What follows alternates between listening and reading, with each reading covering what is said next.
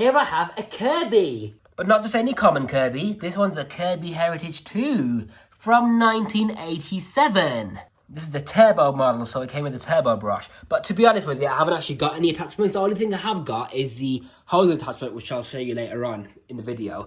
But this is a home care system because it can be converted from an upright to a cylinder, pull-along canister barrel vacuum, a handheld vacuum, a carpet shampooer, a floor buffer, an inflatable blower, a paint sprayer. It can become a sander, it could become a massager and all sorts. It literally does the most, okay? But I haven't got all those attachments, so I just got the vacuum itself along with the hose attachment. Those attachments, right, you know, the tool caddies, they take up way too much room, and I haven't got those as a result of that. But here it is, the main vacuum anyways. This is one of my favourite vacuums, favourite Kirby's even. Now, what I like about Kirby's, especially this model in particular, is their reliability. The motors in these, right, from what I've seen, it doesn't matter how much use they've seen, the motors in these are almost always in good condition. So the whole vacuum could need a whole refurb, but change the belt, change the bag, and maybe a new brush bar, and it will work like brand new. Seriously, that's how incredible these are with their engineering.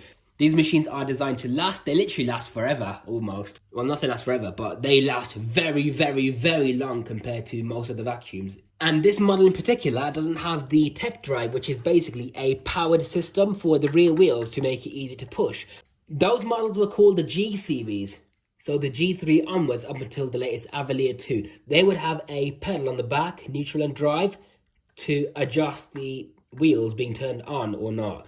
And I found that the pedals would actually break off, and yeah, that's just one more thing to go wrong, but this one doesn't have that. So as a result, this machine is actually lighter because the tech drive mechanism was really heavy and added a lot of weight to the machine. So this one doesn't have it, but it is a little bit more harder to push though, but you do get better reliability. Now, let's look at the bag. So this outer bag, right, is very, very thick. This is what I like about the older Kirby's. Inside here, you've got a fill tube. Now, the way this vacuum works, I've got the bag here, by the way, I just took it out.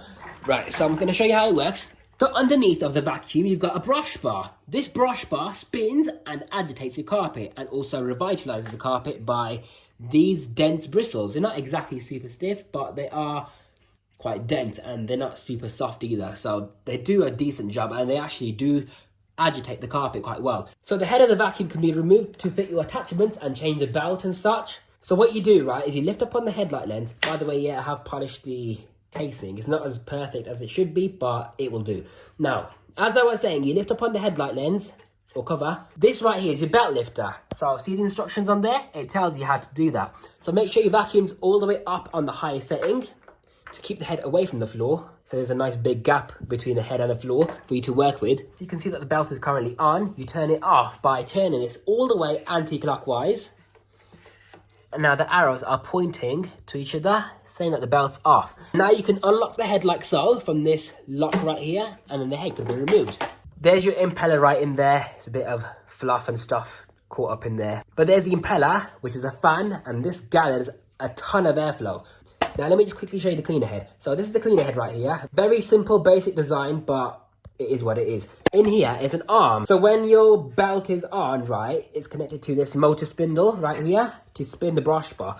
Now, when you pull the belt up, there's an arm inside here which grabs onto the belt and unhooks it from the motor spindle. So you can then pull it off. Quite a clever design. And then it lets go of it once you turn it off. So yeah, you just turn the belt back on again so that the arm isn't actually hooked onto the belt. What you can then do to change the belt and access the brush bar, undo these two locks, and then that allows you to remove the sole plate like so. So here's how it works. This is what the internals of the vacuum looks like inside the head. When the motor spins, this is how the brush bar works.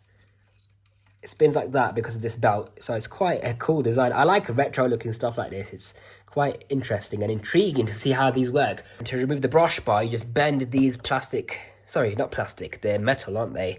These ends of the sole plate, and it just comes off. And it's got a genuine Kirby belt as well, which is the nailed one, which has a pattern inside for better grip on the brush bar and the spindle. So you just put it back together, make sure these two little locks on the front are in place. Like that. Put the sole plate back in, lock it into place. Now you've got these screws on either end of the brush bar. What you can do with that is adjust the length of the bristles. So for example, when you got a new brush bar, right, it will stick out to a certain amount. But if you want to lower the bristles down more into the carpet as the brush bar wears, you can also do that. Another feature about this cleaner head is there's a green light here which illuminates. There's no power coming from the vacuum. The way it works is there's a magnetic spring coil inside here, and as a brush bar spins, the green light illuminates. So on the back you got the power switch, which is covered in paint at the moment. But yeah, there's power going to the machine, but it won't switch on. Why is that? Because you got a safety switch right here. So it won't turn on unless the cleaner head is attached. Now this safety switch is actually pressing by the cleaner head right over here. It only pushes it in halfway because this vacuum has 2 speeds, not 1, but 2. So when you're using the cleaner head, you're using it on low power, believe it or not. I know it's quite shocking because Kirby's are known for being extremely powerful, but you are actually using it on low power. But it's when you use the hose attachment and you push this in all the way, the motor ramps up to full speed. So if I push it in halfway, that's low power. And if I put it in all the way, it will ramp up to high power.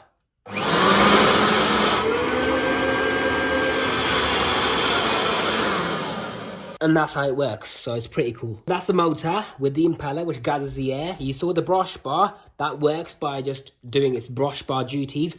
The dirt comes out of here into the motor impeller. It gets blown through this ducting right here. This is the mini M-Tour, which is where you can collect your large heavy debris that won't make it into the bag. And then it travels up this fill tube, out through here, and into the bag. So it literally just twists on. There's 2 tabs right here sticking out and it mates up with the bag. Right, so now I've fitted the bag. This is what it looks like when it's inflated. I like that. It's very retro, isn't it? Right, let me just put the belt on. I really like that this vintage vacuum has actually got brush control. And this is an 80s vacuum as well. Right, a few more things I need to mention is there was meant to be a lock right here, which I haven't got right now because I snapped it while trying to pry it off to polish underneath here. There's a hole on the side for a metal pin to pull out. What you can do with that is you can lift up the Kirby vacuum's head to go onto different thresholds like so. But because I haven't got that, I can just go low profile. And you can also lock it in this position as well for storage. And also there's a penny bank in here. So when you're vacuuming and you find pennies, you can put them in here and you got like a little money box in the handle, which you can then collect your money by undoing this screw, and the whole back panel just pulls off. See, these Kirby vacuums are so quirky in a good way. I love them so much, and I'm just glad to have this. Right guys, I've got the Kirby Heritage 2 in hose attachment mode. Let's see how much this thing pulls under water lift gauge. By the way, I've not really seen many of these metal handles on the hose on a Kirby, but this one has it.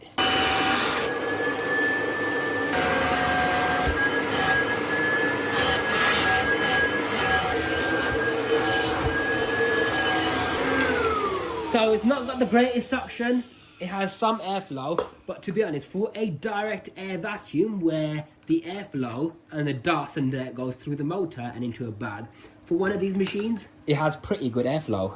So the way you use it is you switch the machine on first. This is the toe touch control, which lowers the head 1 notch at a time. Pushing on this larger pedal lifts it all the way up to start again. But the idea is to get the correct height adjustment setting, you lower it 1 notch at a time till the motor changes tone, and then 1 more. But I want to do it this way to show you the agitation.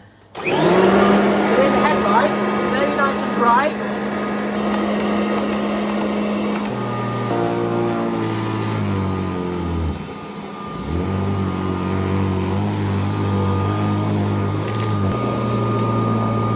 Look at the agitation.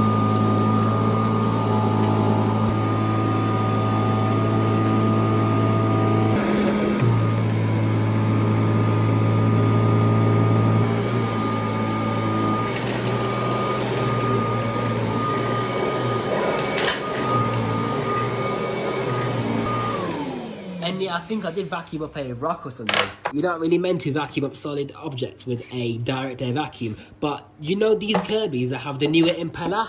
That's this colour, right? It's like a creamy colour. Those impellers are indestructible. They're absolutely tough as nails. You can vacuum up metal or whatever it is you want and they won't smash. Yeah, so this has been the Kirby Heritage 2 vacuum from 1987. Hope you guys have enjoyed this video. And I'll see you in the next one with a performance test on this very vacuum. Will it cope or will it not? Actually, you know what? Did you notice when I did go over the finer dust and dirt, the brush bar slowed down? Probably because of the old belt, but I don't know if it's going to do as well as a vacuum should, because the air path has the belt in it, so when the belt gets dusty, it's going to start slipping. I don't know, we're just going to have to find out, aren't we? But yeah, that's the Kirby Heritage 2 Turbo.